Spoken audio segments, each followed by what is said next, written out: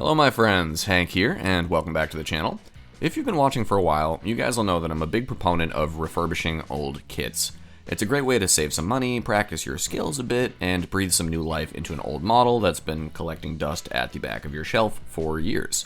I've been working through some Vietnam War era projects lately, so I figured why not freshen up this old Academy M113 ACAV that I built up many moons ago.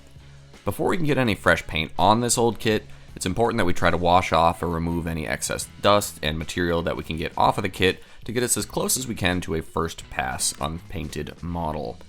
The decals on this kit were super silvered and the weathering was quite heavy-handed, so I've gone ahead here and used a fresh hobby knife blade to scrape off the decals and remove a decent bit of the thicker mud effects on the side of the hull. I've also gone ahead and added a couple of antennas on there using some guitar strings. To begin, as we always do, let's spray the whole kit with a coat of black primer to give us a nice new base to work up from. Keep in mind here, refurbished old kits usually aren't going to end up as these pristine, best-in-show models.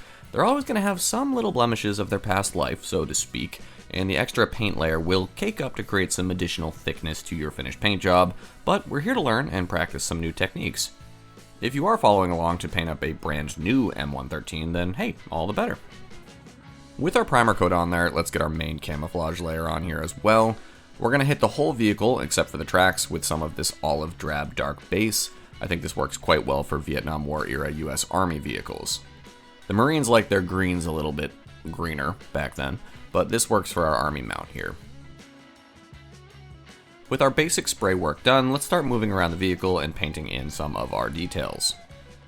Using some flat black, let's hit all of our periscopes for our drivers and commanders' positions. While we've got our flat black out, let's also hit the metal components for our pioneering tools, as well as the M250 cal and our two M60s.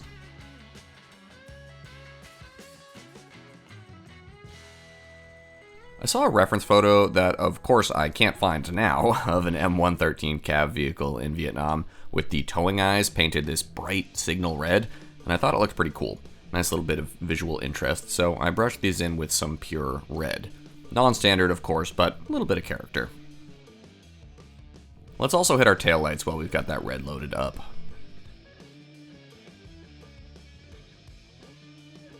Using some tan earth, let's go around and brush in all the wooden components of our pioneering tools.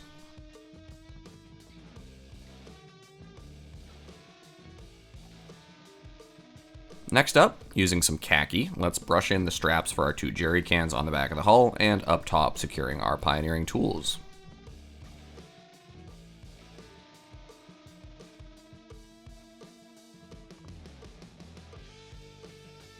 Using some white aluminum, let's repaint this tow cable back here, and while we have our aluminum out, let's quickly dry brush our two M60s and the 50 cal to give those a nice little pop. We've also got some headlights that we can touch with a bit of aluminum as well to pull those out.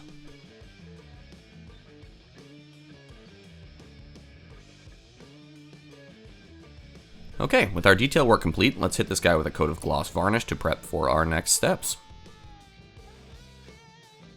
We're not going to go crazy with the decals here. Using some spares from our spare bin, let's just pop a couple of vehicle codes on the side of the hull here.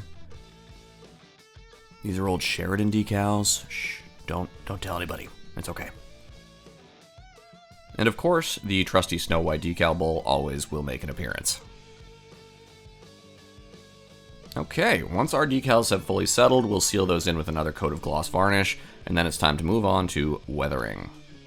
Now, if you've seen my previous Vietnam vehicle weathering tutorial, we're going to follow the same general steps here.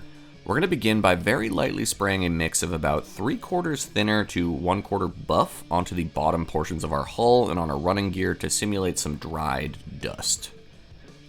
And since the paint is thinned down so much, if we very gently depress the trigger on the airbrush, we're going to get these little splatters of paint on the side of our vehicle that do a really great job of recreating some natural mud splatters that have dried as the vehicle is moving through the field. Now, when you look at reference images of M113s operating in Vietnam, one of the things that you see on many of these photos are these long, running, horizontal scrapes and scratches on the sides of the hulls. You have to imagine, these things are just big aluminum boxes that are punching through the thickest jungles and foliage all day long. They get all scraped and scratched to high hell. So using a nice thin brush and some of this Kursk soil product, we're going to go along the side of our vehicle and start to draw in some of those scratches. This will be a multi-layered approach here, so don't worry about these looking too stark at first. Trust the process, this is all going to blend in quite nicely.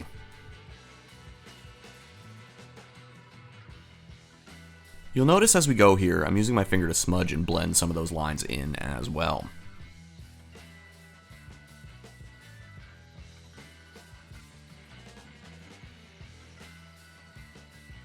Another good trick here for recreating these scratches, we can use a toothpick and literally scrape away some of that dust weathering we did in the previous step. This works well because that's literally what was happening, right? Caked on dust and dirt gets scraped off by twigs and sticks and all that. These natural scratches replicate this vehicle moving through the field. Alright, on to our pigment work next. We'll begin with some of this light dust and just start dolloping some of this onto our tracks and our running gear.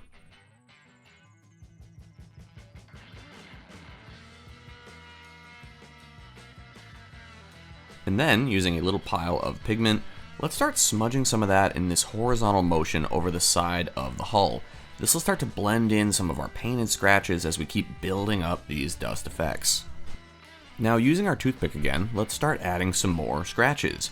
You can start to see how this multi-layered effect all comes together.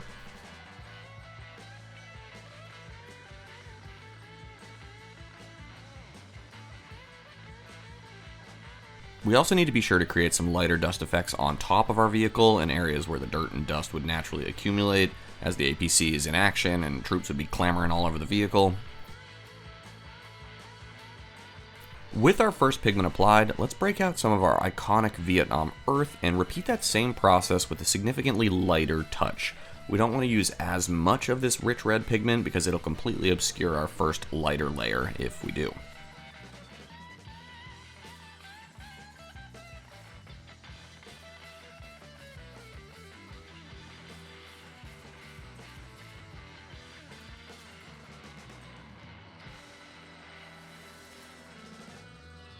Alright, now that our two pigments are on there, we're going to go ahead and spray the entire build with a coat of matte varnish to seal in the work we've done so far.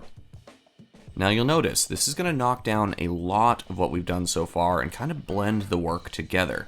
That is okay. When we put our heads down and really get invested into this weathering work, sometimes it's easy to go way overboard. We've got to consider though that this is a little 1/35th scale model. When it's sitting on the shelf, this whole load of super aggressive weathering effects will make it look kind of like a messy toy, and we don't want that, of course. So a strong matte varnish coat like this can help kind of subdue our weathering work and tie this all together to create a nice, presentable, realistic finish with some really nice little details down in 1/35th scale. After our varnish is on there though, I do like to do this little trick of smudging one more layer of our pigment on there. We can rub that right in there like so, and then take our toothpick once again and add a final layer of scratches.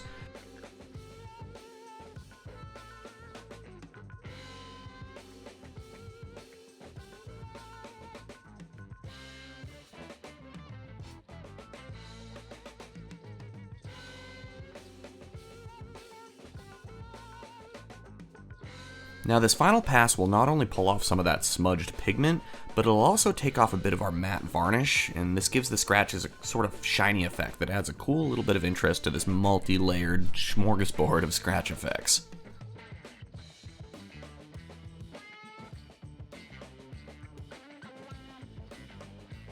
And when that's complete, we finally have this refurbished, beaten and battered Vietnam War era M113 ACAV. I hope you guys enjoyed the project and got a little inspiration for your own Vietnam era builds. If you'd like to check out some more of my tutorials on the period, you can do so right here.